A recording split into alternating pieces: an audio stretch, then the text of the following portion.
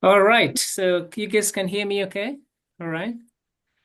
All right. So I'm Dr. Dago. I'm a neurologist. Actually, I'm at the St. Joseph Medical Group. I had graduated from University of Kentucky. I finished my residency in 2021. So that was in July 2021. Around June 2021, I started working at St. Joseph in August of the same year. So I am an adult neurologist, so I deal with multiple neurological conditions, but memory disorder, Alzheimer's disease, has been a significant, part of my practice. I have a deep interest in the area of cognitive impairment. I think this is a field that is, growing quite rapidly on how we address issues. I think there's a lot of things in the horizon in this particular field. So that's why I'm really excited to talk to you guys about, cognitive impairment. We'll talk more about Alzheimer's disease as well. But I think I wanted to kind of structure this talk on, probably people who are more like kind of naive to, this field, the role of the neurologist. What does the neurologist do in terms of moving things along in this area? So I'm just going to start. I think it's critical to be able to it's critical to be able to explain to people, that there is kind of a misunderstanding when people say dementia, and as opposed to what is usually probably more common is called mild cognitive impairment. So mild cognitive impairment is part of like, it precedes dementia. This is a, kind of is a spectrum, so it starts with mild cognitive impairment. So this is an early stage of memory loss or other cognitive ability individuals who maintain their ability to perform most activities of daily living. We call this ADL. So these people are pretty functional, but then, they will come to clinic, family members saying that they're now forgetting details of conversations, some they just talked about maybe an hour or two ago, starting to struggle with their, keeping up with paying the bills, now and then, maybe overpaying, underpaying. So just some mild symptoms starting to show up, so this is the early stages. We call this mild cognitive impairment, so as opposed to dementia, dementia is more, it actually impedes your routine functioning. So these are people who now require significant assistance, with daily things in terms of even maybe self-care, having somebody have to help them to change their clothes, to dress, to comb their hair, to bathe. So this is actually towards the end of that spectrum, starting from a very mild presentation to now very significant disability requiring, assistance with activities of daily living. So that would be the definition of dementia. Okay. We have to be careful because, when somebody says dementia, multiple things can contribute to dementia, a lot of different conditions. Alzheimer's disease, of course, is the most common one, and we'll talk about a little bit about that. But then there are also other conditions that will lead to this stage where patients require significant assistance. Parkinson's disease, of course, presents with symptoms like maybe tremor, some gait, movement, in coordination issues. But we know that later on in Parkinson's disease, these patients have significant, memory issues. They start becoming a significant problem with cognition. So Parkinson's can contribute to dementia. The other one is Lewy body. So Lewy body dementia, this is patients who report maybe some visual hallucinations and things like that, cognitive issues. That is also another cause of dementia. Then we think of things like vascular dementia, patients who have significant, we call risk of stroke factors like diabetes, high cholesterol levels, blood pressure issues, significant history of smoking, and then they develop these changes in the brain, in the vessels that go supply the deep tissue of the brain, and they start having issues with memory as well. And then there's also frontotemporal dementia. This is mostly associated with changes in behavior. So patients have what we call lack of, they have a disinhibition, maybe family reporting that patients are just not acting themselves. They just kind of complete change in their behavior, doing very odd things. So that can also be associated with that. Okay. So we have to think about that. Okay, let me see. Let me make sure that I think I'm having problems with my, let's see. Okay, so we can advance this slide here. Oops, sorry, guys. But so Alzheimer's disease, of course, is the most common form of dementia. 47% of dementia is Alzheimer's disease. We talked about the others here. We talked about the Lewy body dementia, which is a small number, vascular. You can actually have what we call mixed pathology. You can have Alzheimer's disease with other kind of, conditions also contributing to the same the symptoms of cognition issues. But we know that Alzheimer's disease accounts for estimated 60 to 80% of all dementia cases. Okay. So how does dementia manifest? Of course, we talked about significant issues with memory, and these are some of the things we in our clinic when patients come, we want to know about, memory deficits, forgetting things that they maybe even talked about an hour or a day before. A language, having difficulty coming up with words, naming things, attention issues, just significant amount of distractions, being distracted during conversations, not able to stay on task during the conversation with somebody else, executive function issues, patients now having significant issues with even balancing their budgets, being able to, keep track of their finances. Visual spatial deficits includes things like patients are starting to struggle, even maybe finding their way back home. Patients live in this neighborhood for several years, similar neighborhood, and then now they're starting to say that, they get lost trying to drive back home. That could be a manifestation of that. Behavior changes, again, as I said, people are just, behavior could include agitation, significant agitation, depression, mood issues, apathy, so just not being interested in what they really used to enjoy doing. So those are some of the things that can present, with dementia, just a manifestation of that. So when the patients come to our clinic, we want to identify what is the cause of the memory issues. Of course, we talked about the dementia, the different causes. We went through that at length, but other things can also cause patients to come to us with concern for memory. It could be delirium. Our patients in the hospital who are admitted, hospital-induced delirium is just a different environment for them. It's not their home, and they just kind of act a little bit differently. So we get consulted in the hospital floors for, in memory deficits. So maybe, we call altered mental status. That could be a delirium picture. Depression, we know that we now have a term known as, false, false, kind of a false dementia, pseudo dementia. That's the word. Pseudo dementia can be seen in depression patients. Patients that just have a lot of things going on in their lives. Their minds are just somewhere else, and the clarity of thinking is affected. Drugs, patients on multiple medications, our benzodiazepines like alprazolam for anxiety, our oxycodone for pain control, our gabapentin, our anticholinergics like amitriptyline for sleep. So we want to look into their history as well to make sure these are not complicating the picture. It could just be an age-associated change. Could be just normal aging. We want to try to tease that out. That is just not normal aging that is causing this.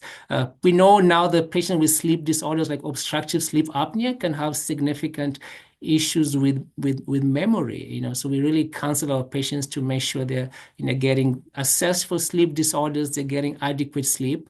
Nutritional deficiencies like folic acid and B12, those are some of the things that we check in our patients to make sure that they're not deficient and could potentially be contributing to memory deficits. How about infection in our hospital setting? Patients coming, with UTIs. We know that patients in in an elderly kind of age group are very susceptible to things as minor as a UTI or even a blood infection. Could that be causing this significant change? So we want to be sure, we want to check that, and if we have to treat them on antibiotics, we need to do that. There is a condition known as normal pressure hydrocephalus. These patients on MRI, when you do an MRI of the brain, you see these significantly large ventricles. They present with what we call a triad of abnormalities where they're having balance issues, they're falling, they're having significant increase in urinary production, so urinary frequency, and then also comes with the memory loss. So you're asking about this triad in clinic. Is this part of a normal pressure hydrocephalus? We do an MRI, we find that maybe that's what it is. We send them to our friends, the neurosurgeons. They do a shunt trial, and many times they do well. And that's what could be causing those symptoms. Vasculitis, just inflammation of blood vessels, sometimes can benefit from steroids treatment. Could it be something as unexpected as a brain tumor, a tumor that is sitting over there that has just gradually grown and is now causing significant memory issues? So that's why MRIs, of course, are kind of the standard of practice as part of a memory evaluation to make sure that is not the case, okay? And we also think about just metabolic things like patients on diabetes who are maybe just happen to take a little bit of a higher dose of insulin, and now they're pretty hypoglycemic. So of course it affects their thinking. So we want to check decreased blood pressure, hypotension. Is it just that they're having a lot of blood pressure medications and they're just running really, really low, maybe 2 digits in terms of that systolic blood pressure, such that they have significant concerns with memory. Other issues could include patients with our renal failure patients on dialysis having these toxins accumulate in their system and causing issues with memories as uremia. We also know that thyroid issues can be a cause. So we actually check thyroid levels in our new memory patients. Okay. So what do we do in our clinics? So when they come to our clinic, we do a clinic test. We do an MMSE. It's called the mini mental status exam. There's another one called the MOCA. The MMSC is not as good at checking executive function, but we use that as an initial screen. It's a number from 0 to 30, tells us how significant the memory deficits are. We also do neuropsychology testing. We now send patients to our neuropsychologists who do a more detailed evaluation. We tell our patients that the MMSC or the MOCA is more like a screening test. We do have patients who do so well on the MMSC, they score 30 out of 30. We send them to our neuropsychology colleagues and they find significant deficits. The neuropsychology evaluation is a longer test, could be up to an hour sometimes or more. So they're definitely able to identify, some of those deficits that were missed on our regular MMSC and the MOCA. Of course, we do the other lab tests I talked about as just part of metabolic and vitamin checks. Depression scale, we talked about pseudo dementia, right? Patients significant depression, just presenting with memory concerns. So we do a depression scale. We also do a medication review. We're looking for those benzodiazepines, those narcotics medications, medication that can contribute to this, cognition issues. Okay. All right. Let me see. Again, MRI brain, we talked about the patients with this big tumor sitting, in the brain that people have not realized is there causing the memory. So of course, MRI brain is critical. Now we do PET scans. We'll talk more about PET scans, especially with the newer drugs that we'll talk about later in treating in Alzheimer's disease. The PET scan can measure accumulation of this, some of these abnormal proteins in Alzheimer's disease. So that is can be helpful. The CTA, look at blood vessel abnormalities in our vasculitis patients, potentially you can see that. We know that ongoing seizures, so EEGs can be helpful. Ongoing seizures can contribute to memory issues. So we can check that if we have a suspicion for that, okay? And then we can do spinal fluid studies for diagnostic purposes to, if we want to confirm diagnosis, we can use the spinal tap. Also, we use the spinal tap for not just diagnosis of Alzheimer's, but also when we're trying to, see if it's something to do with increased pressure, in the spinal fluid, okay? So this is an MRI of a patient who has Alzheimer's disease.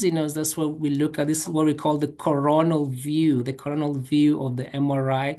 We're looking at this area here. This is the hippocampus compared to this normal one on the left. The left is the normal brain. The MRI on the right is abnormal. You just realize, you can see that there's not as much filling of the brain, into the cranium here. You can see all these spaces here. So this is what we call significant atrophy, brain thinning. And then you can also see that this hippocampus here, this middle structure here is pretty thinned out. So this could be a presentation of Alzheimer's disease that is affecting that area. Okay. Spinal tap, when I was in residency, of course, we do it bedside. We go in the lumbar spine and try to get some spinal fluid.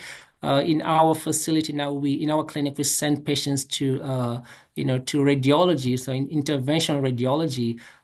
Sometimes patients are kind of hesitant about this, because, it's kind of an invasive procedure, but we tell them that with X-ray, we can see where the needle is going in. They think they spend about less than half a day because they want to monitor them at our practice at our hostels here at St. Joseph, but it's pretty safe here. It's a pretty safe procedure as part of diagnostic evaluation. This is a PET scan. Just an image of a PET scan. This is a normal patient. This is a patient who has just some mild changes, and this one now is an Alzheimer's patient. You notice significant loss of that, color in the red here. This is the frontal and the parietal regions. So you can actually tell that this patient has significant loss of those function in that area. So this is a way that can help in diagnosis for Alzheimer's disease. So just to put things in context, the CMS actually in October, agreed, there is a publication that came out that they actually now cover PET imaging. The PET imaging can now be covered as part of Alzheimer's disease diagnosis. So before that was not being covered. This is very critical now as we have the newer drugs in treating Alzheimer's disease, so that we can be able to actually have this covered by by insurance, by CMS. This is just an example of an EEG, where you're looking for ongoing seizures. Okay, so I think a big part of this talk, important part was just in terms of treatment of Alzheimer's disease. The fact is that, it's been a long road, right? It's been a long road in terms of coming up with treatments for Alzheimer's disease. We have these very common drugs like Aricept. If you think about it, Aricept has been probably maybe 28 or 29 years of of the same drug that we've been using in the clinic. And then we had other new additions. But more recently, we had, of course, in 21, we had the aducanumab. There was a lot of controversy with aducanumab in terms of the argument about whether it was, it was a meaningfully beneficial for the patients, in terms of how the trial was put together. Of course, aducanumab was eventually withdrawn by the manufacturer, by the company, the drug company. But then in 2023, so we had a new drug now called lecanemab, also called Leqembi. So lecanemab is every 2-week infusion. This is what we call amyloid clearing drugs. We talk about Alzheimer's disease is a protein of a misfolding of these proteins called, we call them amyloids, amyloid aggregation. So this is an infusion to kind of clear this abnormal protein. So lecanemab for sure has been approved as of 2023. It's now covered by CMS. I do have patients in my clinic on lecanemab every 2-week infusion. So not on this screen here is another one that was just approved in 2024. It's called donanemab. So lecanemab is from Eisai,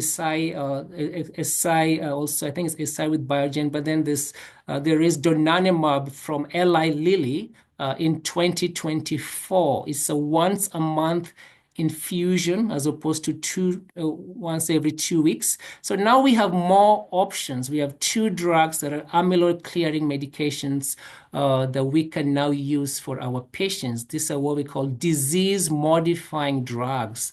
Remember, these drugs that we are talking about here are symptomatic. So how does donepezil and these other medications work? They're called acetylcholinesterase inhibitors. They kind of limit the degradation of the neurotransmitter, kind of can help with symptoms.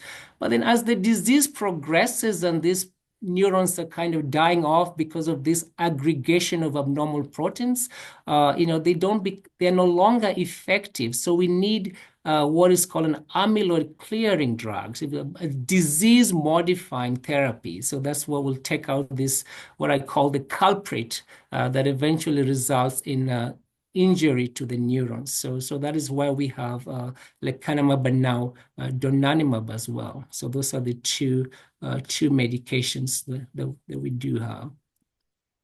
So how do these drugs work? So we'll talk about donanemab and lecanemab. So there is this a cascade of protein accumulation. We have this what we call the amyloid precursor protein. You have enzymes that break this down. We have what we call the amyloid beta. I have this screen here just to show that there has been some other trials before for amyloid clearing drugs that have been unsuccessful. It's been a long road for sure. It has been a long road in coming up with new treatments. In fact, this theory of what we call amyloid accumulation theory, the amyloid theory has been debated, over the years, and there was some doubt with some people in terms of whether it's really the right way to go in targeting, Alzheimer's disease. Does it cause any meaningful significance in our patients, like the aducanumab that was actually taken off the market based on, you do these trials in animals, you do the phase 1 and 2, and then you get to the final phase and you find that they're not as effective. So this amyloid theory has, there's been some doubt to it about whether it's really something worth, looking at as the mechanism of Alzheimer's disease and causing all the problems. But now we know we have lecanemab and donanemab. Lecanemab binds to this, this molecule, this part here of the cascade. It binds to the protofibrils, right? It actually binds just prior to formation of the fibrils and the amyloid plaques. Donanemab, which was the most recently approved, actually binds to the whole, the whole plaque. Okay. So these are the 2 new drugs, and I currently have patients on lecanemab. I have 1 patient now on donanemab. So some patients prefer the convenience of once a month as opposed to every 2 weeks with lecanemab. Okay.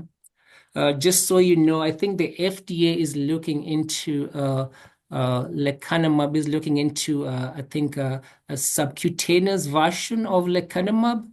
After some time, you think patients will probably it's going to be really challenging to try to continue to have infusions every 2 weeks indefinitely. So I think the field is looking at this in terms of maybe getting to a maintenance schedule at some point. Of course, the clinical trial for lecanemab was about 18 months. So the question is what happens after those 18 months? The question comes to maybe maintenance therapy. So that's why I think the FDA is looking into a subcutaneous form of a self-injected at-home version of lecanemab, maybe past that 18-month clinical trial window that was in the study. Okay. So of course, these drugs, we know they are, they are disease modifying, but they come with risks. One of the biggest risks has to do with what we call ARIA, that is amyloid-related imaging abnormalities. There is E for effusions and edema, and H is for bleeding, right? Hemosiderin or bleeds. So we have to be very careful when we put patients on these new drugs. We know that patients who are on blood thinners, for sure, on anticoagulation. So our patients who have atrial fibrillation and being maintained on Eliquis or Xarelto or Coumadin, we know that they won't be good. They won't be candidates for this drug because you don't want to put them on a drug that can cause the bleeds in the setting of having anticoagulation, have expansion of those bleeds into even into a significant size of bleed and can be very catastrophic. So we have to be careful. So our patients on anticoagulations cannot go on these medications, So now and then we have patients who have been on who have had a long history of atrial fibrillation. So we can consult for sure our cardiology friends. The question is, do these patients absolutely have to remain on anticoagulation? Sometimes they can be sent for, maybe a longer duration monitoring, and they come back and say, you know what, the AFib is not persistent. Maybe, per cardiology, I think it's okay to come off of the anticoagulation. Then we can consider them now for these new drugs for sure when they are not on anticoagulation. We also have to watch for swelling, edema that can be associated with these drugs. So when we start patients on these medications, they can develop symptoms that you want to keep a little bit of you want to be careful that they are not developing this, So sometimes patients can have severe headaches, can have some confusion, dizziness, nausea. So you want to have a low threshold now and then. Do you need to send them to the MRI suite to make sure that while they are on these drugs, they did not develop a bleed or a small bleeds or the swelling? And does that mean you need to stop? You need to stop the treatment. You need to put a hold on it. I have a patient of mine, and one of my patients developed this. We put a hold on the infusion, and then we just check the MRIs to make sure that those abnormalities are kind of resolving, and then we can consider putting them back on the treatment. Okay, so this is just one of the monitoring schedules for. This is for lecanemab. Lecanemab is that's Leqembi. So of course we do an MRI about a year before. An MRI has to be within 1 year before starting the treatment to make sure there's no underlying microhemorrhages, that is a small bleeds or the edema, before you start your infusions. They come back to clinic and we check just before infusion number 5, 7, and 14. We check the MRI. To make sure that we can see. So if they come in here, we can say, you know what, you don't have any abnormalities. We are okay with going on with infusion number 5. We do it again at 7, and then before 14.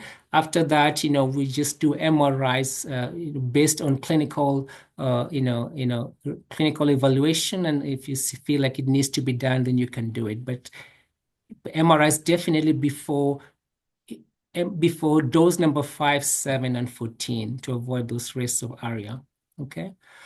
So we talked about, lecanemab, we talked about donanemab, but we know that the field of Alzheimer's disease is continuing to grow.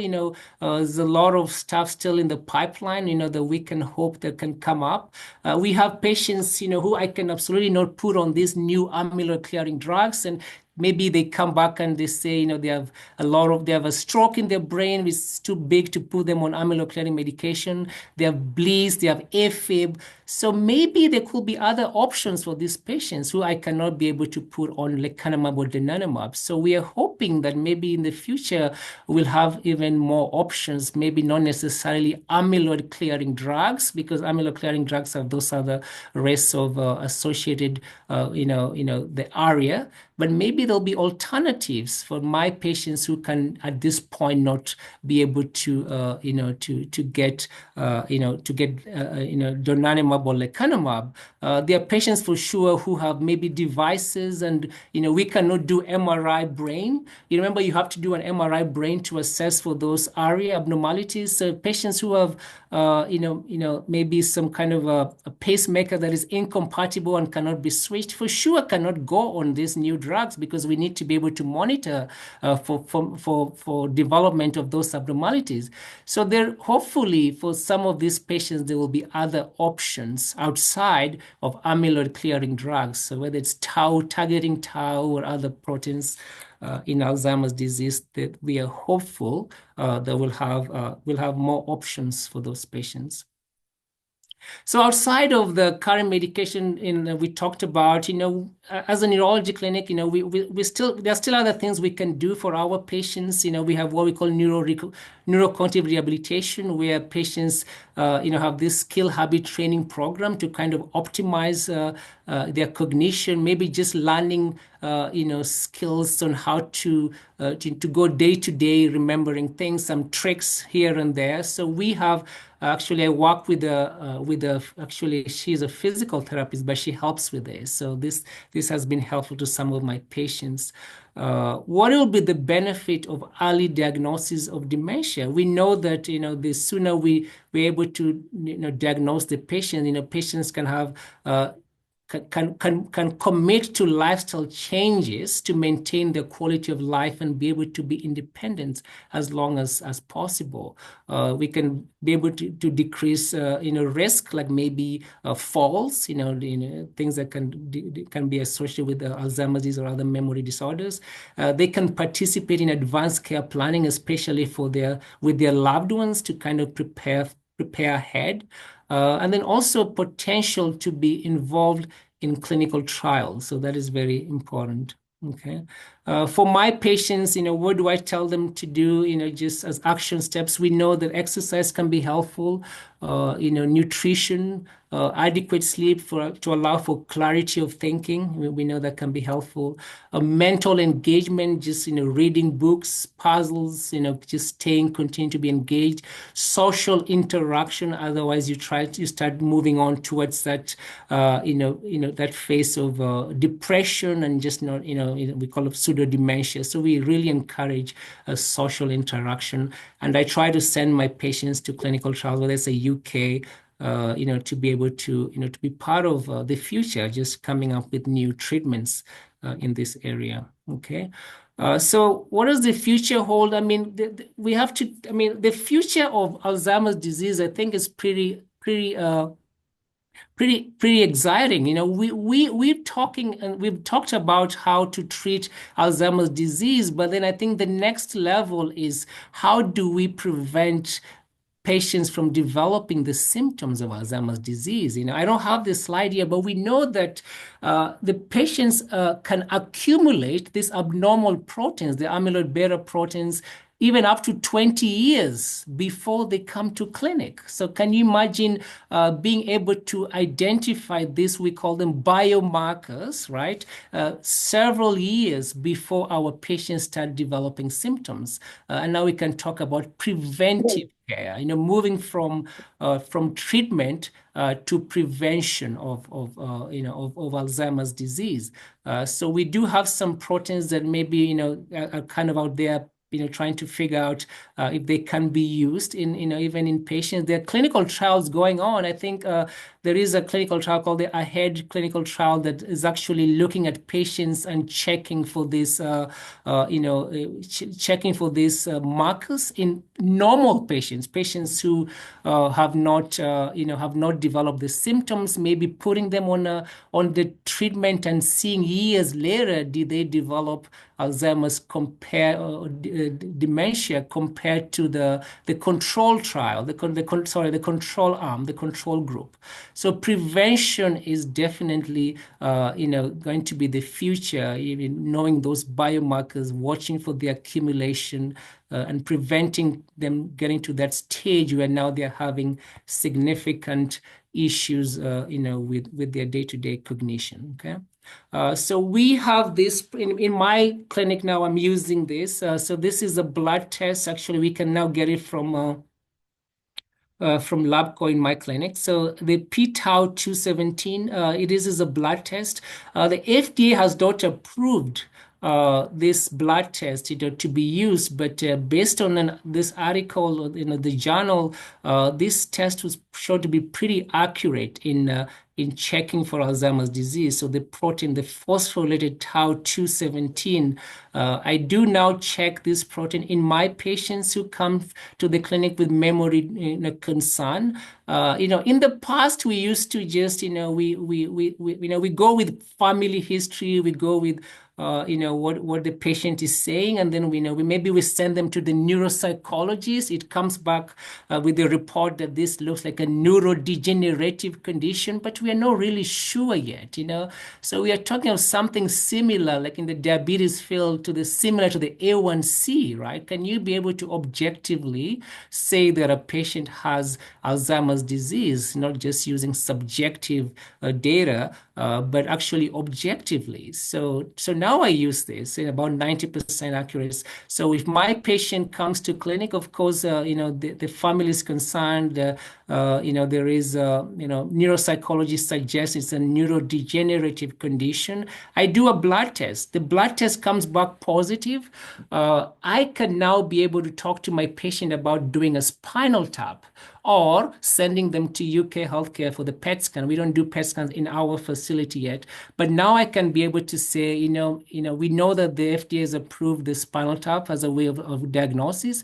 Your blood test came back positive, so are you okay? Now we can send you for a spinal tap so that we can now consider you for the new drugs, the amyloid-clearing medications like lecanemab and donanemab. So this is now what I'm doing in my clinic. So I'm actually doing blood testing in my patients who present with memory issues. Okay, so I think that should be it. I think I finished early today, so if there's any questions, I can take them. Oh, Dr. Odago, we have several questions. All right, good. If you look in the chat box under just you, Yeah. there are 6 questions, actually, I missed one, that I put in there first. These are questions that people sent to me prior to your presentation. Yeah. So if we could get to those, and then I saw that there were 2 other ones that people had sent in, one about diabetes, which I think is interesting, and then there was another one, which of course I can't think of now. Oh, about falls. So anyhow, why don't we start with that? So I will just read the question and then I will answer it. Okay. So the first question is my grandmother had. So this is a patient. This is an audience member. So my grandmother had dementia. Now my mom is starting with it at age 84. With 2 family members in direct bloodline, is there any clinical study or evaluation I can do for myself as to whether I will have it later in life? Okay, so this is a question on genetics, whether this patient is also potentially has Alzheimer's disease given significant family history, right? This is kind of a challenging question. We have to be careful with this. When patients come and say, what, I want to check if I have a gene that can be associated with Alzheimer's disease. We're talking about the ApoE, maybe the ApoE4 gene, right? We have to ask, what will be the utility of knowing? What is it? How is it going to change the management or how things are going to be done, right? So I'm usually very, very, very careful with this because, we can do a genetic study for sure. We can do a gene testing for ApoE4, maybe, which is one of the genes, and find that it is positive. And then the patient will know that they're ApoE4 and maybe think, maybe they're young, they're maybe in their 30s or 40s, and think that now I need to start preparing myself. I may have Alzheimer's disease. But the fact is that patients can have the gene for years through their life and not develop Alzheimer's disease. So we actually recommend. I think this is the standard that is done, is that maybe recommend what we call genetic counseling. How will you deal with those results? Because I mean, would you want to spend the rest of your life worried about a disease that you may not eventually find, you may not eventually get? Now, if we were in the era of prevention, that is when we know that we can put patients on treatment and prevent or delay that kind of disease from coming up, maybe it will be helpful to know. But we are not there yet. I think there's still trials going on putting patients who are not symptomatic yet on treatment to prevent them from progressing to Alzheimer's disease. So my answer to that is that we have to be very careful. Maybe you will need genetic counseling before you decide to go to find out. And maybe you'll find out that you have it, but maybe you won't get it. So that is why I have to be very careful with that, okay?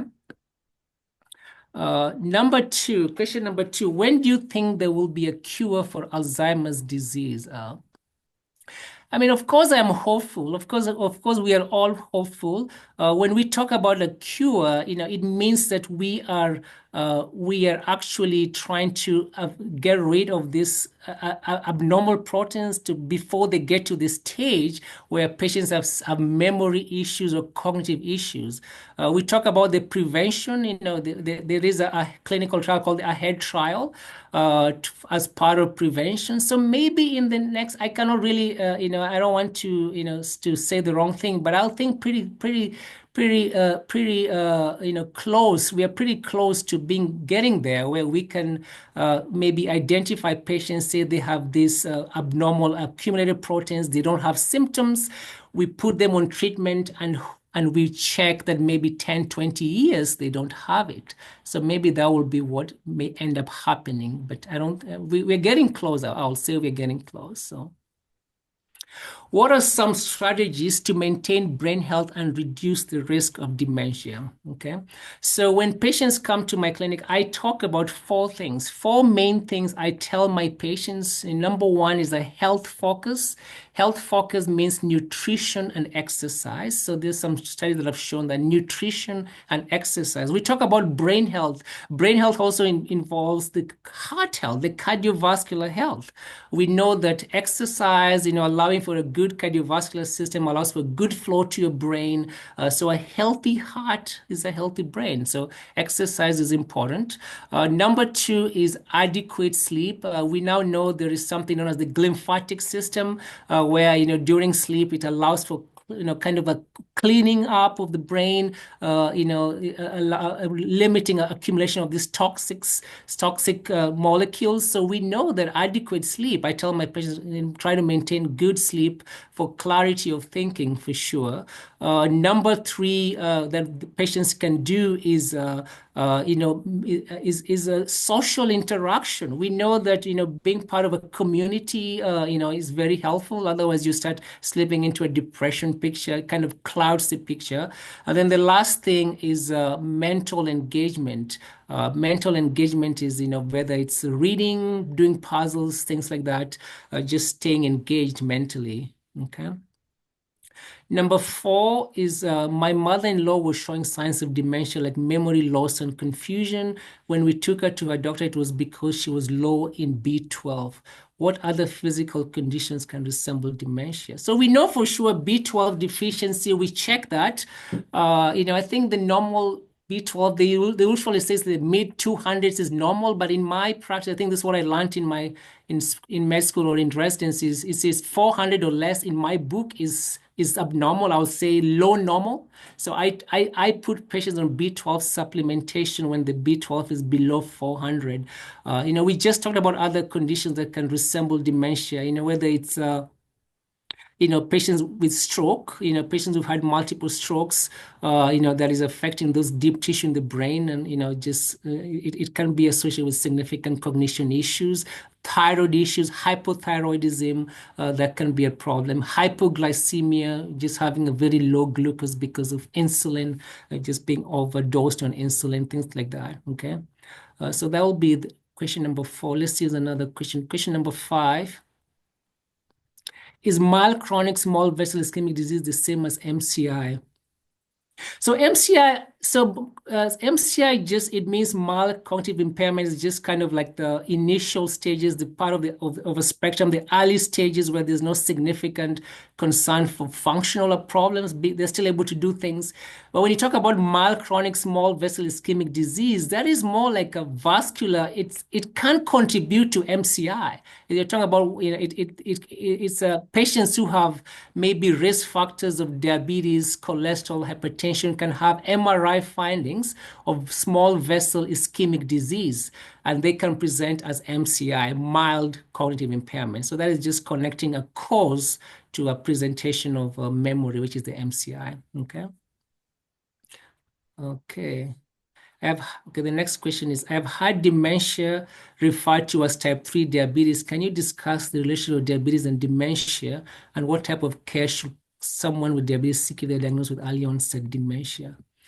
So the issue of diabetes and dementia. So I think some of the drugs that may have been on the clinical trials were targeting metabolism, like diabetes, like glucose control.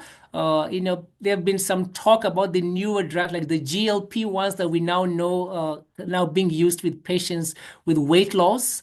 Whether it's Wegovy or those other, Ozempic.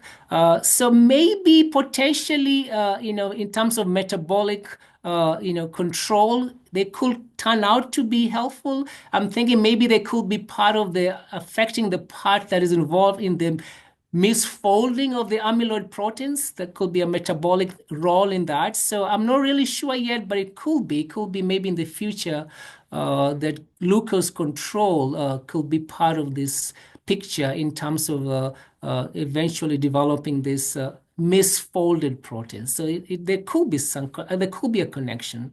We'll wait to see. Okay. The next question is, I was at an Alzheimer's related event a couple of weeks ago, and it was stated that there is an increased